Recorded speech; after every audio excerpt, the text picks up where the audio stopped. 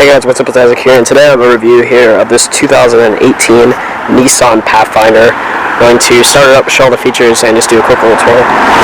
So here's the key fob, which are pretty typical Nissan smart key. Nothing too special about it here, but you do have your lock, unlock, panic button. You also do have remote start.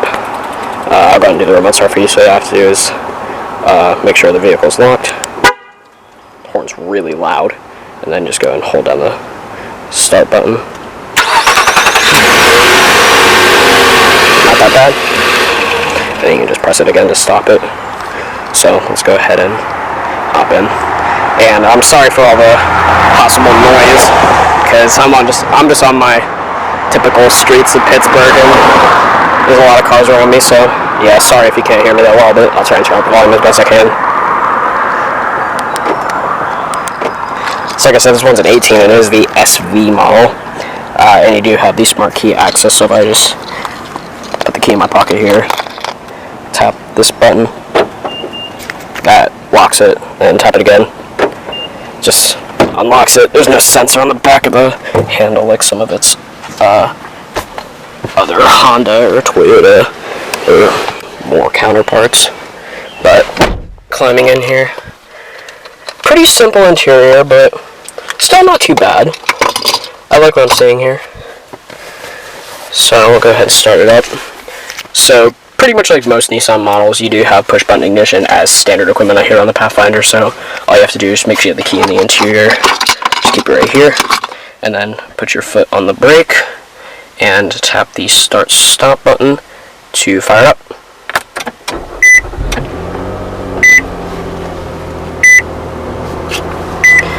So this one has 7,942 miles, so it's fairly new. So make sure the volume's turned down. Yep, we're good. Okay, so you have a pretty nice leather wrapped steering wheel.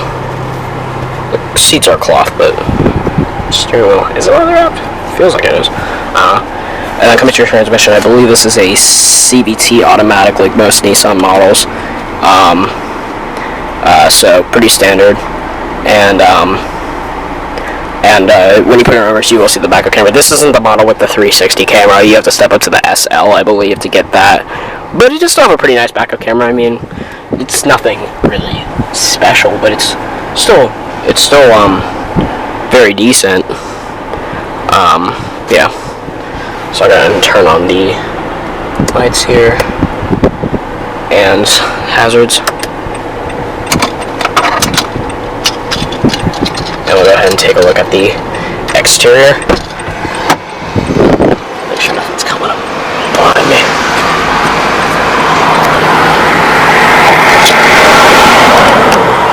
Front two windows are automatic down. And then we're closing the door. I believe the inside will chime, but you know it's less tension. You can kind of hear it. It's not the easiest to hear. Heated exterior mirrors with LED turn signal indicators. There's no bliss on the sky, I don't think, because it was one of the lower end models. Coming up, bringing up halogen projector beam headlights with LED daytime running lights. Finally, a step up from the regular halogens that they had on the 2013 to 2016 models, since they did refresh this for 2017. I believe the engine is a 3.5 liter V6. If I remember correctly, but if I'm wrong, I'll insert specs on the screen. Pretty nice side bar. And then coming to the rear, just basic. They don't have a hidden rear wiper, but you have your third brake light up there, and hidden exhaust tips. Really hidden. You also do have rear parking sensors, which is kind of nice to see on a lower end model. So I'm gonna hop back in. Oh my god, this door is heavy.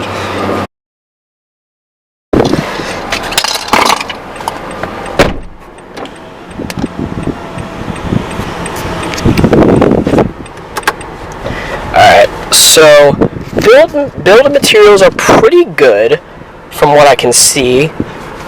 You do have soft touch upper door panel, mid door panel, and armrest. Dashboard is hard touch, but the grading isn't actually that bad.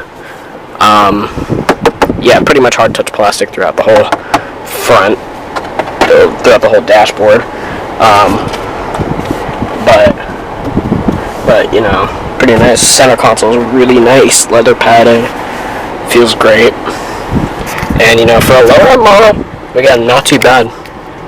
Ooh, yeah. So, yeah. So as far as design goes in its interior, it's not that bad. I like what I'm seeing. Pretty good looking. Pretty simple overall interior, but a lot of you have seen the Nissan interior before. It's not too bad. Coming to the steering wheel design, it's a pretty standard looking steering wheel here from Nissan. Oh, I gotta turn the lights off. My bad.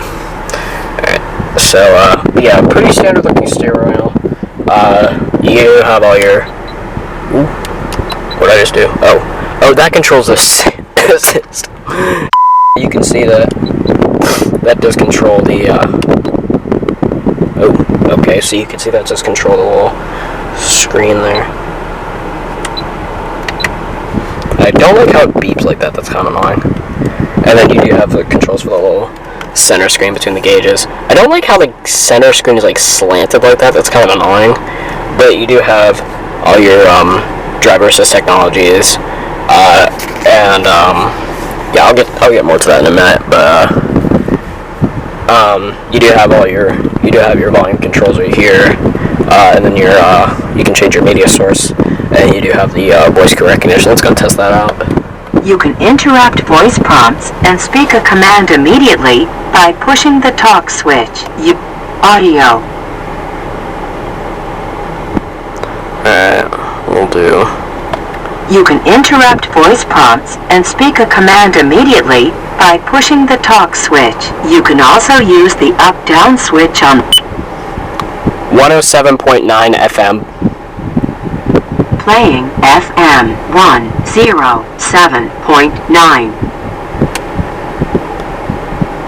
Pretty decent voice recognition. It's kind of annoying how it has to give you that full explanation every single time, and the voice is slow as but whatever, you know, it happens.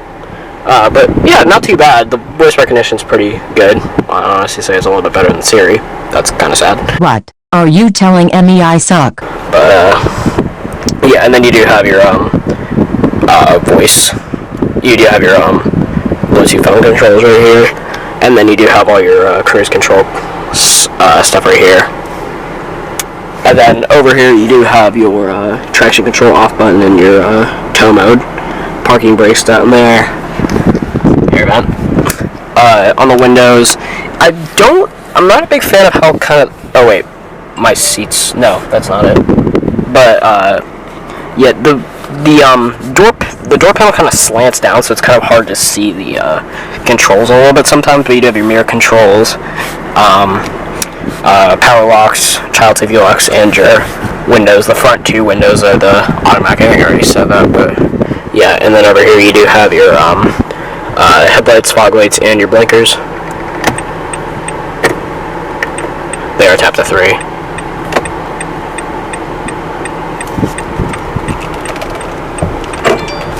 Ooh, what happened? What happened there? What? Sticking out? Maybe not. Alright. I think we're okay. We're in park, so yeah. Okay. But yeah. And then over here you do have your instrument wipers. They're not rain sensing, or no, they're not. But yeah. I'm not gonna mess with that, but yeah, right here you do have your start-stop button, hazards, obviously. Coming to the gauges and the instrument cluster, pretty simple, understated-looking gauges. Pretty standard. Over there you do have your tachometer and your coolant temperature. On the right you have your speedo and your fuel gauge. And then in the center, that we're going to zoom in a little bit, you can see it. you do have a little center screen. It's kind of slanted down. I know it's hard to see because you guys aren't getting the full effect, but as you can see up top there, you have your temperature, your like trailer, your I don't know what that is, but it's something, auto steering something. I don't know what that is. And then you do have what gear you're in right there, and then you have your odometer, and that's this thing for like your like radar guided cruise control, and then your fuel range is right there. Oop. And then if you control it by this little button right here, you do have other little things right here. So you have what radio stations playing, and then you have your what?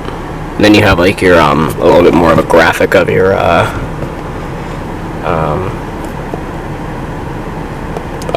safety technologies. Would you shut up? Sorry, that's my phone. And then you do have your like your fuel range stuff, and you can just reset it by holding the button right there. But focus. Thank you. But you do have all your average fuel, and then your and then how much you've been driving for the past, for like until you reset it, and then you have your average speed. And then you have your like your MPG, and then all your like warnings, like it'll tell you if if your gas is low, if you need to check your tire pressure, stuff like that. Just a nice little message center that you have there. And then you have all your settings with your driver assistance, parking aids, and emergency braking. So yeah, it's kind of nice. And then you have your vehicle settings, your rear door alert, auto rim lamp, light sensitivity, and the light sensitivity is like, yeah. And then you have your light off delay, a wiper with speed, iKey door lock, which is like the intelligent systems, which is Nissan and Infiniti exclusive. And then you have your selective unlock, auto door unlock, and your answer back horn. What the hell is answer back horn? And then your remote start and your battery saver. So what battery saver is, it'll just like the engine will shut off every once in a while to just so the battery doesn't completely drain, which I think is a pretty common feature nowadays. So yeah. System in your center screen. This is going to be the Nissan Nissan Connect system, and honestly, this is probably one of the worst. This is probably one of the not so good systems for this class and for the business, because it's really like Nissan doesn't really push a lot of updates to these kind of things, but it's controlled by all this, and it also is a touchscreen. So yeah. So you can see you have like your air conditioning, like your range, and your fuel economy, and then you have your date and time up there, and like your stuff. And then you have your day and night mode, so you can just change that, and you can select it through these little dials. Let's go ahead and auto. So that's kind of nice that it has an auto mode. And then you have your climate control, so you can change it like that. And it's not the and you can turn the AC on and off. You can change it from dual to single.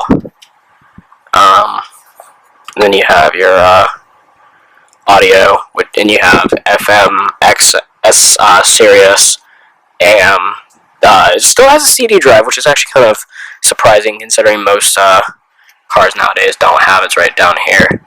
And then you have your iPod, your Bluetooth streaming audio, with of course your phone hookups and everything, and you can use it. And you have a lot of input kind of stuff, so you can control stuff from this little dial. But since it's also a touchscreen, it's kind of nice there. Yeah. So yeah, you can do that. And you can just click this to go back, and then you have your apps with all of your with like your clock. So it's kind of nice. And then you have your maintenance note, your app garage, your quick guide, your driving performance. So when you go into your driving performance, it'll show you like your fuel flow, your fuel consumption, your range. And then you actually have a lot more data. You have your you can change how you want to see it, and then your steering direction, and then your cornering G. So pretty cool how it has like a little performance mirrors. You don't see that on a lot of full-size SUVs, because yeah. And then you have all your info with like your fuel economy, and then your Eco Drive report, and then you have like your info on like your Sirius subscription. You can do like automotive weather, fuel prices. So you can search for gas stations just like that. Your sports scores, and I don't see why you need sports scores in a car, but hey, cars getting weirder and weirder every single year. So I guess like that. And then you have your stock tickers, and you have to have a Sirius XM subscription for all these, and your movie listings, so you can like get movie tickets from here. You can just order them ahead of time. So for example, if I want to oh my god, let's see if I find my local theater. Manor? Where's the Manor?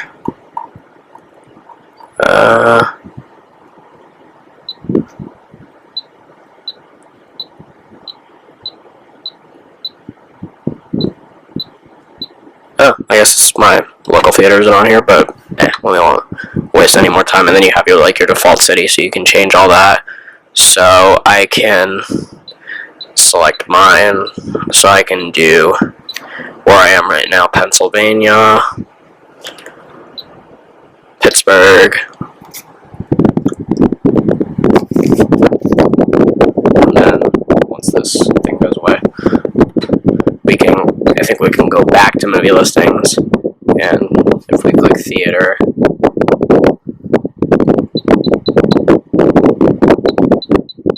god, that beep is so annoying, but whatever.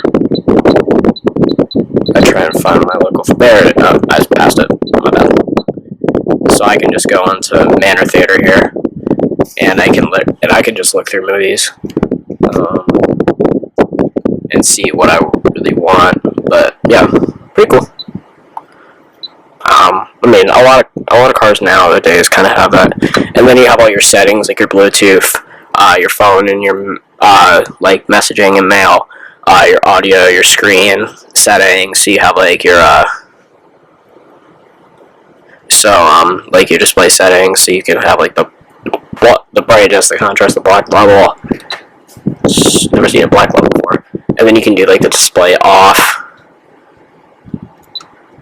And then you have your day and night settings. Really like how you can just control it from that anyway. And you can reset the settings from here. Oops.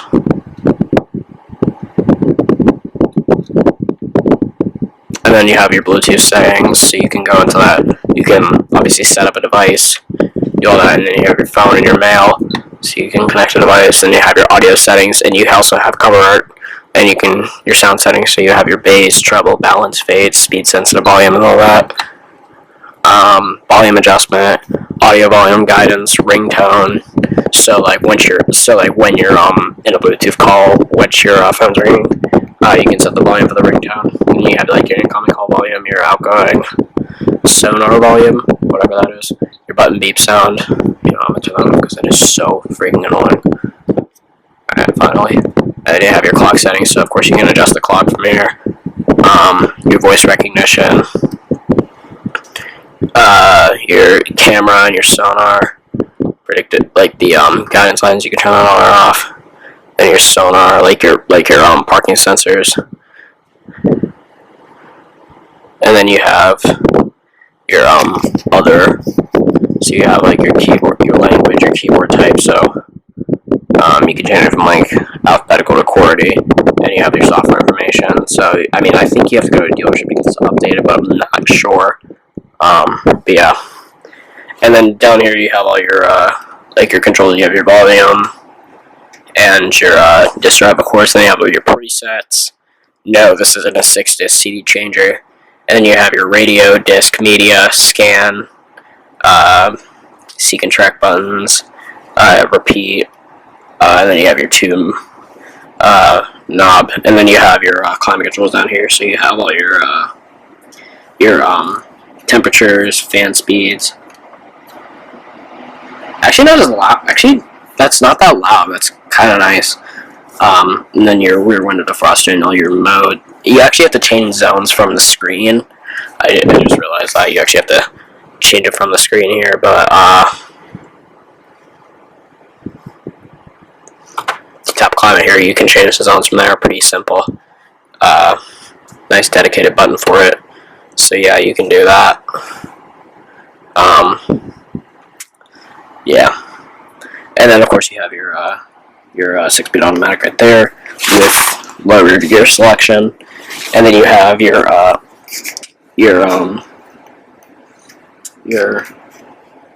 what the f is this? Oh, you're like your 4-wheel drive selector, so you have your auto modes and all that kind of stuff. Cup holders, and then you have your center console, which is a 2-piece center console, so you have the lower portion.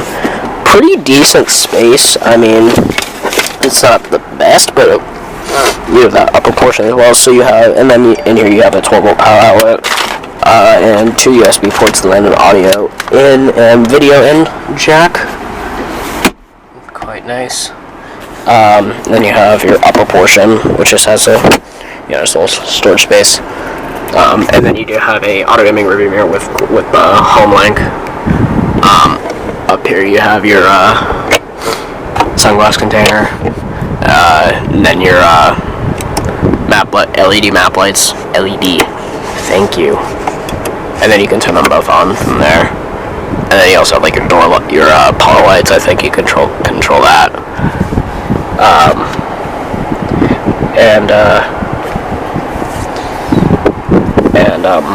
You do have your glove box, nice and damped, not lined with felt, but whatever.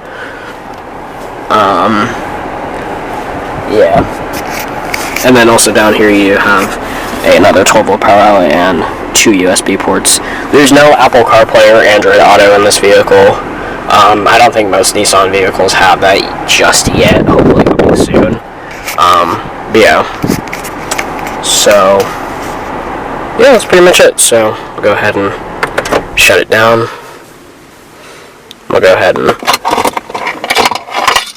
take a look at the rest of the car. So we're gonna check out the back seat first off. Build quality materials almost fully carry through. You do have a hard touch upper door panel, but the mid door panel and armrest are still soft touch. So yeah, you also have a little cup holder right here. But wow, that is absolutely excellent space for the second row. Okay, sorry about that. My dad was trying to FaceTime me, but yeah,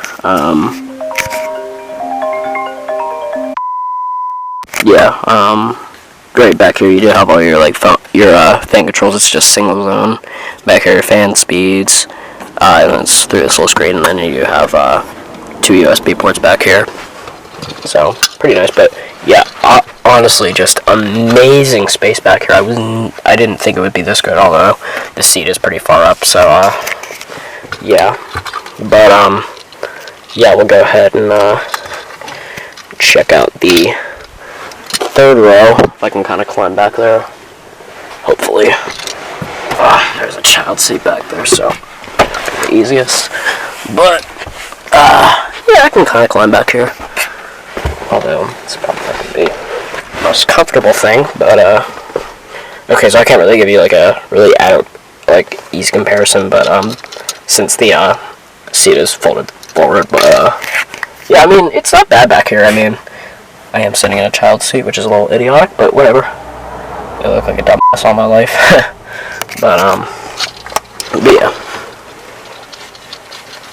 We'll go ahead and check out the trunk space, and we will conclude with this review. Go ahead and check out the trunk space here. What the? These manual trunks are such a pain in the ass. But alright, decent trunk space behind the third row from what I can see. You do have real colors, and you have a 12-volt power outlet back here. Yeah. Once you step up to the higher models, like the SL and the Platinum, you will get a power trunk. So yeah. So overall, do I think that the Nissan Pathfinder is a good spot in the mid-size 3-row SUV class? Absolutely. Great all-around car. Even though it may not be the best on features, it's still great. However, I do think competitors like the Honda Pilot and maybe the Toyota RAV4 have a little bit of a better shot, but honestly this isn't too bad. I think it's definitely a little bit better than some of its competitors, but yeah, it definitely competes pretty well. So that's going to wrap it up for this review. Thanks for watching, guys. Leave a comment down below. I don't know how often I'm going to be doing reviews now, but hopefully I'll be able to do some more soon. Yeah, I'll see you guys in the next one. Peace.